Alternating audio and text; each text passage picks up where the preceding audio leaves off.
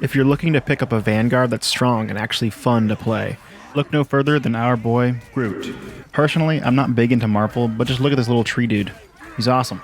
Also, Groot is probably the single most tactical tank in the game. He literally changes the terrain of the battlefield and can dramatically impact the positioning of both teams through his walls.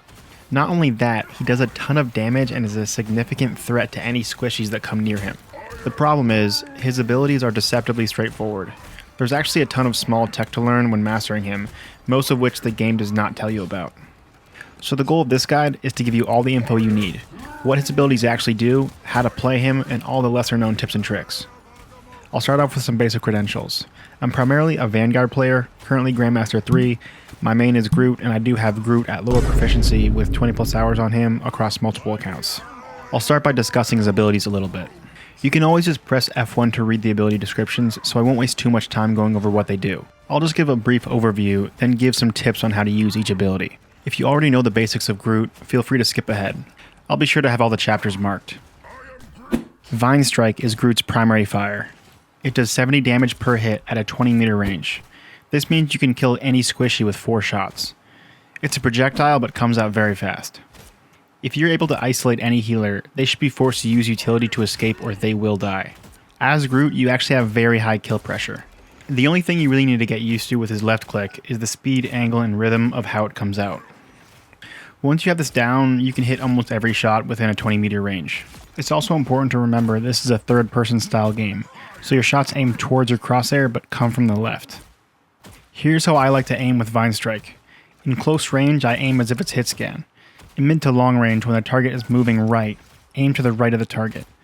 And when the target is moving left, aim directly at your target. Because your shots are originating from your character model on the left, you have to lead your shots less when the target is moving left, and more when the target is moving right. This applies to pretty much any hero that fires projectiles. When you're in close range, you should always be weaving in your auto attacks. Groot is unique in that his auto attack will knock up every third hit. These hits don't necessarily have to be consecutive, so you can left click in between each melee, but they do have to be in quick succession. In other words, you don't knock up every third melee no matter what, it kind of has to be in a combo. Spore Bomb is your right click. It's a 6-second cooldown that's essentially just an AoE bomb that does 55 initial damage with a subsequent 10 damage on the spores that follow. You should pretty much always be spamming this off cooldown. It's a great way to get chip damage in and helps a lot with finishing targets that escape outside your 20 meter range. Also, because this is so easy to hit, it's a really consistent way to proc your wall attack. Thornlash Wall is your left shift ability. You can have up to 3 active at a time and they each have 250 health. The range for this is 15 meters. This is your damage wall. It's your bread and butter combat ability. This is the wall you're going to be spamming pretty much constantly in fights. The way this wall works is that if you damage an enemy while they're near it, it will attack the enemy for 60 damage. This can happen once per second. This means you can literally 2-tap squishies if you have the wall up near them. Also, it's an AoE, so the wall can hit multiple targets. My go-to kill combo with the wall is left click, wall behind them, right click, then left click again. This will deal more than 250 damage and one-shot any low health hero. Ironwood Wall is your E. It has an 8-second cooldown and has a 10 meter cast range. This is your healing wall. The way this wall works is that it provides 40 healing per second with overshield up to 250, but the wall has to be awakened. As opposed to your Thornlash Wall that only gets awakened by you attacking enemies near them, Ironwood Wall is awakened by any ally or yourself dealing damage. You have to be within 20 meters to activate it, which is indicated by a faint green ring around yourself. Also, you can see the wall kind of perk up and come alive when you walk in range. Then when it's actively giving you health, it'll light up and shake a bit. Generally speaking, you want this wall to have as much uptime as possible. You can use Ironwood Wall for cover, but you generally don't even want to throw it up directly in the enemy team's sightlines. Because your goal is to have this wall active as much as possible, it's usually a good idea to throw it off to the side a bit, where you can duck behind it if you need cover, but it's not right in the enemy's face. Then, if they do want to take the time to shoot it down, they'll have to divert their attention away from you and your team. And although Ironwood Wall should be used defensively in many situations, you can absolutely use it to trap enemies. It has 700 health and is twice the size of your Thornlash Wall, so it's pretty clutch if you're trying to use it to isolate a target. The mistake I see a lot of Groots making is only using their wall either offensively or defensively. Ideally, you should be using your Ironwood Wall in a variety of ways depending on the situation. Strangling Prison is your ultimate. This is probably the strongest combo ability in the game. If you've played Overwatch, just think of it like Zarya's ult. The initial projectile does 10 damage on throw, followed by 70 damage from the vines, then 20 damage every half second for 3.5 seconds. If you have your calc out, it does just over 200 damage in total. So technically without any additional damage, it can't really kill anything, but you and your allies should be damaging into the prison, so this shouldn't be an issue unless they pop a defensive ult to counter it. My go-to combo with the ult is to wall behind the area right before or right after throwing it out, then Vine Strike, Spore Bomb, Melee, then Vine Strike again. The two most important components are Spore Bomb and putting a Thornlash wall up behind the prison, because both of these AoE and hit everyone trapped in the ult. Shields are a pretty big counter to your ult in general. My biggest advice for your ult is to aim to the side of shields so you hit everyone behind it. Also, remember your ult is a projectile, so you can actually toss it pretty far. Just remember, the further you throw it, the harder it is for you to follow up on it. So for playstyle, during fights you want to be constantly walling off sightlines between the enemy tanks and their backline. This puts a lot of pressure on their tanks and supports to reposition. You also want to be playing near cover pretty much at all times, preferably non-destructible cover. Groot has no inherent mobility built into his kit, so you never want to get caught out in the open. You're a pretty big target, and even though you have 700 health, that can go away pretty fast if they're focusing you. Between your big Ironwood wall and your Thornlash walls, you can kind of terraform the area around you to achieve a bunch of positive effects all at once. You have cover, higher damage, and healing. Also, due to your walls and high health pool, you can generally play fairly aggressively as Groot. Generally speaking, you want to be in the front leading your team, but you can go for some cheeky flanks here and there if you have another tank on your team. But again, because your mobility is so limited, you need to be careful with how you position pretty much at all times. That being said, you can generally play fairly aggressively as Groot, you just need to be with your healers. Now I'll go over some of the heroes that really give you a hard time when playing as Groot. Unfortunately for us Groot mains, there are some major counters to you as a hero in general, some of which are worth swapping just to avoid. Wolverine is probably Groot's biggest counter right now. He's a counter to pretty much all tanks. The difference with Groot though is that you have no mobility or good ways to recover if he tackles you into his team. The best advice I can give is just always keep an eye on their Wolverine so he can't get a flank on you. Also, play behind your walls so it's harder for him to 180 tackle you into his team.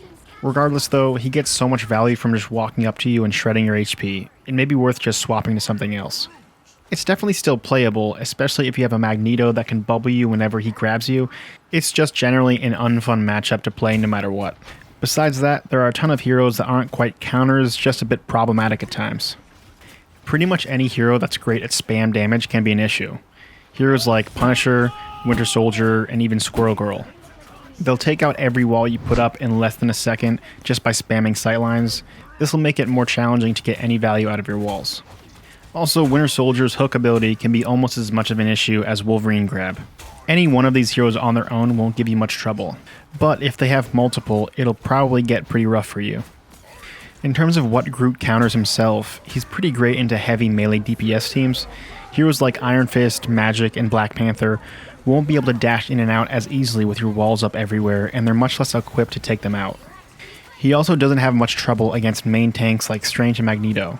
You can harass them quite a bit by walling behind them and spamming melee knockups. Tips and tricks. Cloak and Dagger's blind will actually shorten the cast distance of your walls. Placing a wall on a penny trap will destroy it instantly. Now I've seen this tip mentioned before, but a lesser known aspect of this is you need to make sure to damage the nest first to give her full cooldown on it. If you don't damage it first, she can replace it immediately. This functions the same for allied units, so be careful not to destroy your own teammates' stuff. This also works for Namor Squids, but does not work for Raccoon's infinite ammo and beacon. Wall behind yourself by placing it directly underneath you, then walking or jumping forward. This can be pretty clutch when trying to fall back and block chasers. You can boost yourself up to certain high grounds by walling directly below you. You can make this a bit more fluid by walling right in front of you then jumping forward. This gets you higher than your basic ramp would. You can even double wall below yourself to get even more height, but the timing is a bit harder. Holding down left click while having your wall out can make this a lot easier to achieve. You can place double walls by holding down left click and dragging in any direction. This works vertically and horizontally. Both can be very useful depending on the situation. Double ramping can give a nice path to high ground, while double walling horizontally can be extremely effective at blocking off enemy line of sight and isolating enemies from their team. You can even boost yourself up 3 layers because you can have 3 walls active at a time, although the application for this is pretty limited. Your ult is a projectile, so it will be completely negated by Magneto's shield or his ultimate. It won't be negated by Strange's shield, but it will only pull targets in front of the shield. You can block Jeff's ultimate by walling between yourself and the center of his ultimate. You can do the same thing to avoid Namor's ult. Similarly, Thor's ult impact damage can be mitigated by placing a wall in the red zone landing area. Don't sleep on using ramps to create paths of least resistance. Making small shortcuts over walls and around terrain can save you and your team precious seconds to getting to the point. Your wall has a 6-second cooldown, so even if you use both, they'll probably be up by the time you're in a fight. Your Thornlash wall does have a short arm time, so if you throw it up and Vine Strike right away, you won't get a wall hit from it. Be careful placing walls around the payload. The payload's movement will break your walls almost instantly. I'm including this one as I'm editing because I just saw a TikTok video about this, so I might as well mention it. You can pull off some crazy plays by jump boosting forward with Raccoon's jump pack and a few ramps placed on a structure above your head. Just press space twice to activate the jump pack while right below the ramps. You'll get shot forward pretty far, so you can get a surprise ult on an unsuspecting team. That's all the info I have for now. If you already play Groot, let me know in the comments if I missed anything. And if you like this type of guide video or want to see more Groot content, please be sure to like and sub. I also stream on Twitch, so please drop a follow if you want to see some live gameplay. That's all for now. Thanks for watching.